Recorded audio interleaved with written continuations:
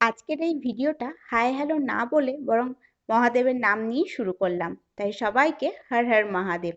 তো আগের ভিডিওতে আমি জানিয়েছি যে আমি যাচ্ছি কেদারনাথ। কেদারনাথ যাওয়াটা ছিল আমার কাছে একটা স্বপ্ন। সেটার গল্প নয়, তোমাদেরকে একটু পরেই জানাচ্ছি। তো প্রথমে আমরা সীতাপুর থেকে চলে যাই সোনপ্রয়াগ। ওখান থেকে একটা গাড়ি ভাড়া করে চলে যাই গৌরীকুণ্ড। আর গৌরীকুণ্ড থেকেই আমাদের শুরু হয় হাঁটার রাস্তা। কেদারের অবস্থা যে খুব ভালো ছিল তা ছিল না। তোমরা খবরে অনেকেই শুনে থাকবে যে রাস্তাতে ধস ছেড়েছে, রাস্তা ভেঙে গেছে, অনেক ক্ষয়ক্ষতি হয়েছে। তো তারপরেও যে যেতে পেরেছি এটাই অনেক। আমি এখন কেদারের রাস্তাতে হাঁটছি।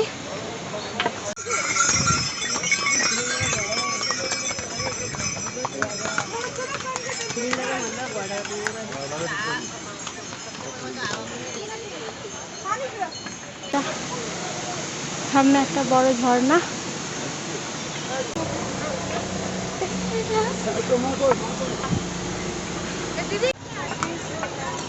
এই যে কোনো হাঁটতে কেমন লাগছে? চল, আমরা এখন কেদারের উদ্দেশ্যে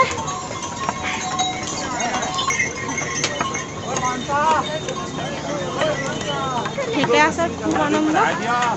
বাকিরা সব পিছনে আছে, আর আমার পিছনে আমার বুনু।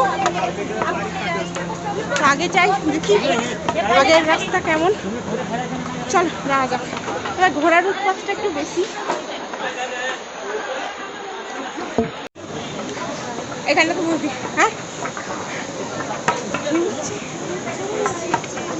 কেদারে যে পরিমাণ ক্ষয়ক্ষতি হয়েছিল সেই জন্য আমাদের যাওয়াটাও খুব একটা কনফার্ম ছিল না।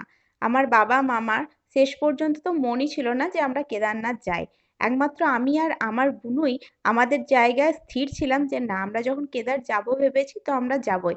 একমাত্র মহাদেব যদি আমাদেরকে না আটকায় রাস্তায় তাহলে আমরা থামবো না। সেই মনের জোর নিয়ে আমরা কেদারনাথের রাস্তায় যাত্রা শুরু করি। তো যাই হোক, যারা পাহাড়ে ট্রেকিং করো, সত্যি ট্রেকিং করাটা খুবই কষ্টের। এটা হেঁটে না গেলে বোঝা যায় না, তবে হেঁটে যাওয়াটাও খুব যে আনন্দের সেটা হেঁটে গিয়েছি বলেই বুঝেছি। সামনের পাহাড়টা দেখো, দুর্দান্ত লাগছে দেখতে। কোথায়? হর হর মহাদেব।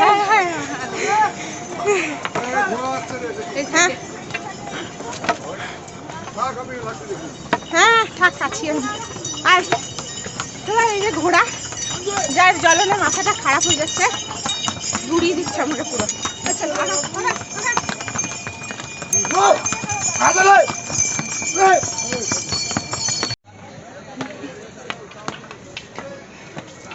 এই যে মহারানী, এদিকে তাকা একবার।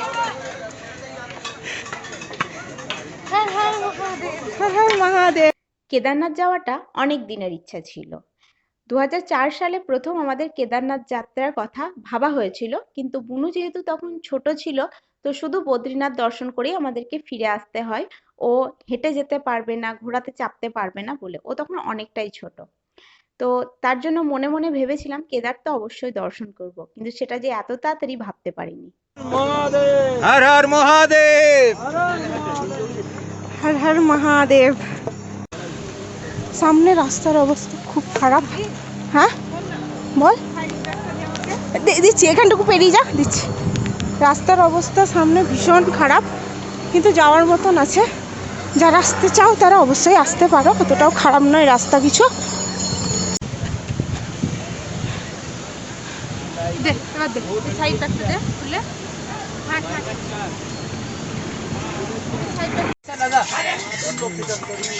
अभी वो बैठ जाने से हो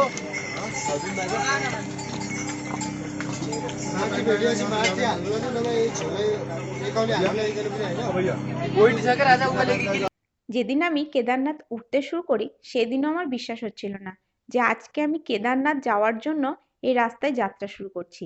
এতদিন রিলস দেখেছি, ইউটিউবে অনেক ব্লগারকে দেখেছি এই রাস্তা দিয়ে যেতে, অনেকে রিলস করতে। তো ফাইনালি সেই রাস্তাতেই যে আজকে আমি হাঁটছি সেদিন সেটাই আমার বিশ্বাস হচ্ছিল না। তো মাঝে মাঝে এটাই মনে হচ্ছিল যে এটা স্বপ্ন নয় তো। মাঝে মাঝে আমি ভুলে যাচ্ছিলাম যে আমি তো হাঁটছি কেদারনাথের মন্দিরটা দর্শন করতে, কেদারনাথকে দর্শন করতে। তো এই যে রাস্তাটা দু সাইডে যে সৌন্দর্য সেটা হেঁটে গেলে আর মাত্র অনুভব করা যায়। এত সুন্দর নদী, ঝর্ণা, হ্যাঁ, অনেক ক্ষয়ক্ষতি হয়েছে, অনেক জায়গায় ধস ছেড়ে অনেক কিছু নষ্ট হয়েছে, পাহাড় নষ্ট হয়েছে, তোমার অনেক ক্ষয়ক্ষতি, মানে সেটা না দেখলে বোঝা যাবে না, কিন্তু তার মধ্যেও যে সৌন্দর্য আছে সেটাও মানে অনুভব করার মতন। তো যাই হোক, এই যে ঝর্ণাটা দেখছো, এই ঝর্ণাটা সামনে থেকে দেখতে অসাধারণ লাগছিল, যদিও ফোনে অতটা বোঝা যাচ্ছে না। তো ফাইনালি হাঁটতে হাঁটতে হাঁটতে হাঁটতে অনেকটা বিকেল হয়ে গেছিল। তো একটা টাইমের পর এতটা ঠান্ডা পড়ে গেছিল যে আমরা তো মোবাইলই বের করতে পারছিলাম না। তো এতটাই ঠান্ডা কি আর বলবো, মনে হচ্ছে যে মানে মরে যাওয়ার মতন ঠান্ডা, এত ঠান্ডা। আমি এত পাহাড় ঘুরেছি কিন্তু কোনো পাহাড়ে আমি এত ঠান্ডা পাইনি, কেদারনাথে যে পরিমাণ ঠান্ডা। তো রাতের বেলায় আমরা এই টেন্টটার মধ্যে ছিলাম, এই যে টেন্টটা, তো এই যে এই টেন্টটার মধ্যে আমরা রাতের মধ্যে ছিলাম।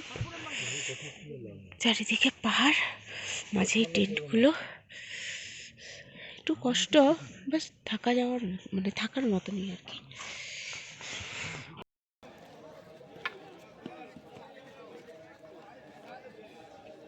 যেদিন আমরা কেদারের জন্য যাত্রা শুরু করি সেদিন আমরা কেদারনাথ পৌঁছাতে পারিনি, কারণ রাস্তায় শিলাবৃষ্টি শুরু হয়ে যায়। ওই জন্য মন্দির থেকে 3 কিলোমিটার আগে আমাদেরকে থেমে যেতে হয়। আর এতটাই ঠান্ডা ছিল যে হাত পা সমস্ত কিছু ফুলে গিয়েছিল, আমরা আর হাঁটতেই পারছিলাম না। ওই জন্য রাতটুকু আমাদেরকে টেন্টে কাটাতে হয়। তারপরের দিন ভোর 3টের সময় আমরা আবার সেই 3 কিলোমিটার পথ অতিক্রম করে যাই কেদারনাথ দর্শন করতে। তো প্রথম যখন এই মন্দিরটাকে আমি সামনে থেকে দেখি, পাহাড় ঘেরা, সামনে হিমালয় আর মাঝে মন্দির, কি বলবো তোমাদের, মনে হচ্ছে যেন স্বর্গ। যদি স্বর্গ বলে কিছু হয় তাহলে কেদারনাথই। আমি সবাইকে এটুকুই বলবো যে যদি জীবনে কখনো পারো তাহলে আর কিছু দর্শন করো আর না করো, এই কেদারনাথের মন্দির একবার যেন অবশ্যই দর্শন করে এসো। আর বলে রাখি, যারা কেদারনাথ যেতে চাইছো পরের বছর, তারা অতি অবশ্যই ভালো মতন প্রোটেকশন নিয়ে যাবে।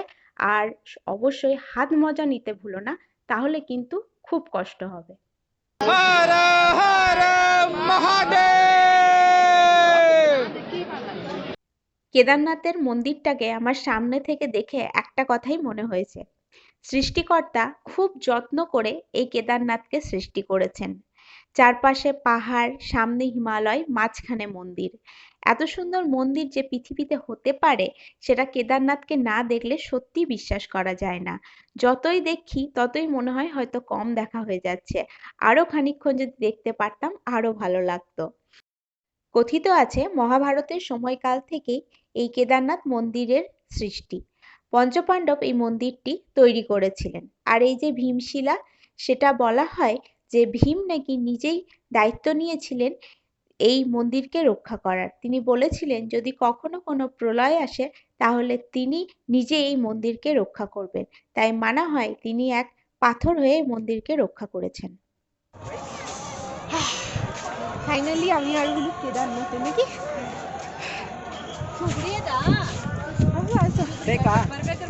তো আমি আর গুলো এখন কেদারনাথে দাঁড়িয়ে আছি। অনেকক্ষণ লাইন দিয়েছিলাম ঠাকুর দর্শন করার জন্য, লাইন থেকে বেরিয়ে এলাম 4-5টা খানি ঘুরে দেখবো বলে। আর কাল তো সারাদিন হেঁটে এসেছি, তো তোমাদেরকে খানিক 4-5টা দেখাই। ওই যে দূরে ভৈরবনাথ, তার আমাদের যাওয়া হয়তো হবে না, যে পাহাড়। তো অনেক দিনের ইচ্ছে ছিল কেদারনাথ দর্শন করবার।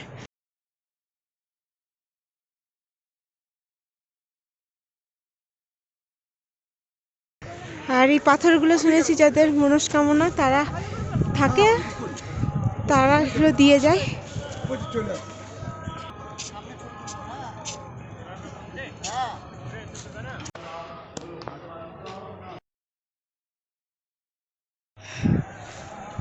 শঙ্করাচার্যের মন্দির এখানে, এই যে নিচে এখানে শঙ্করাচার্যের মন্দিরটা দেখে এলাম। আমাদেরকে নিচের দিকে নেমে যেতে হবে। আর এমনিতেই যত টাইম যাচ্ছে তত ওয়েদার খারাপ হচ্ছে, ওই জন্য ওই দূরে হেলিকপ্টার যাচ্ছে। আমরা যেদিন কেদারনাথ পৌঁছাই সেদিন মুকেশ আম্বানি এসেছিল কেদারনাথ দর্শন করার জন্য, তার ছোট ছেলের করবা চৌথ ছিল, তার জন্য তিনি এসেছিলেন ওখানে। ওই জন্য অনেকক্ষণ মন্দির বন্ধ থাকে এবং তারপরে আমাদেরকে আবার দ্বিতীয়বার লাইন দিতে হয় দর্শন করার জন্য। ওয়েদার খুব খারাপ হচ্ছিল বলে আমরা আর হেঁটে নামতে পারিনি, তখন আমাদেরকে ঘোড়া করতে হয়, আমরা ঘোড়াতেই নেমে যাই। তবে তোমাদেরকে এটুকুই বলবো, যদি কেউ উঠতে চাও ঘোড়াতে উঠতে পারো, কিন্তু ঘোড়াতে অবশ্যই কখনো নেমো না, কারণ ঘোড়াতে নামার কষ্ট অনেকটাই বেশি। তো কালকে আমরা রাত্রে ফিরেছি, ফেরার পর আর ভিডিও করতে পারিনি, আর মাঝ রাস্তাতে আমার ফোনটা চার্জও শেষ হয়ে গিয়েছিলো। এই ভিডিওটা আজকে আমি এখানেই শেষ করছি। আবার একটা নতুন ভিডিও নিয়ে তোমার সাথে দেখা হবে। বাই।